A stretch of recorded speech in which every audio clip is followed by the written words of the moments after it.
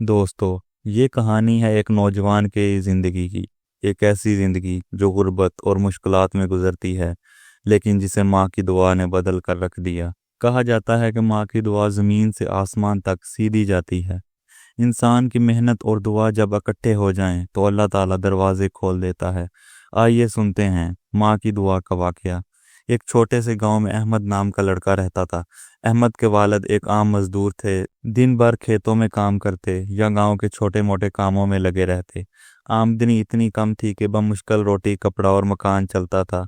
अहमद की माँ एक साबिर, नेक और दुआगो औरत थी। वो हमेशा अहमद से कहती, बेटा, हालात कैसे भी हों, हिम्मत नहीं हारनी, मेहनत करो, ईमानदारी के साथ जिंदगी गुजारो।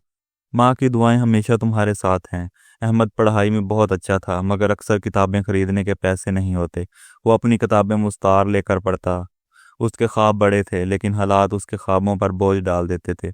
वक्त गुजरता गया, अहमद के वालिद बीमार पड़ गए और अब वो मजदूरी करने के काबिल नहीं रहे। घर के हालात मजीद ख़राब हो गए। अहमद अभी जवान ही था, लेकिन उसने अपनी पढ़ाई छोड़कर काम करना शुरू कर दिया ताकि घर का खर्च चले। दोस्त और रिश्तेदार तंज करते, ये अहमद है ना, किताबें छोड़कर मजदूरी करने लगा, इसका मुस्तकबिल ख़त्म, हाँ ये कुछ नहीं कर पाएगा।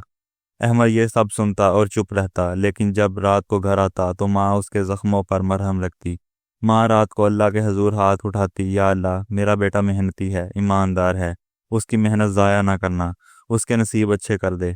अब अहमद भी मजदूरी करता, ईंटें उठाता, मिट्टी धोता और रात को चिराग जलाकर पढ़ाई करता।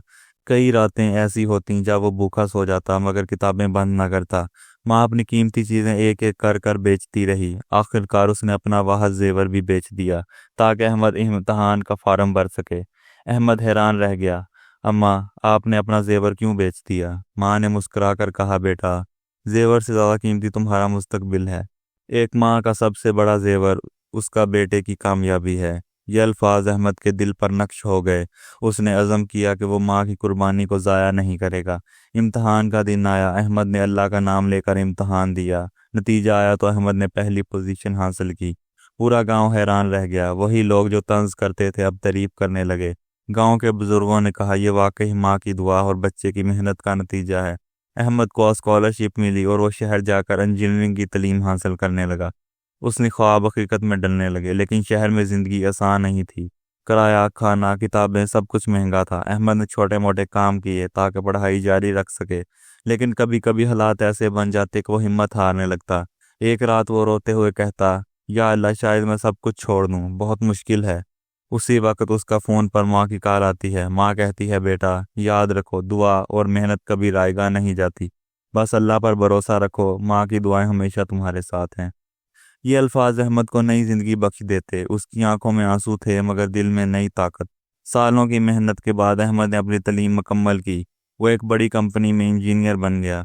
अच्छी तनख्वाह, इज्जत, सब कुछ मिल गया। सबसे पहले उसने गांव जाकर अपनी माँ को नया घर दिया। माँ की आंखों में खुशी के आंसू थे।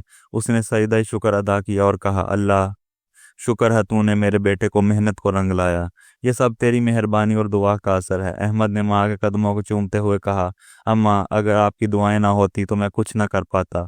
दोस्तों, ये कहानी हमें ये सबक देती है कि माँ की दुआ सबसे बड़ी दौलत है।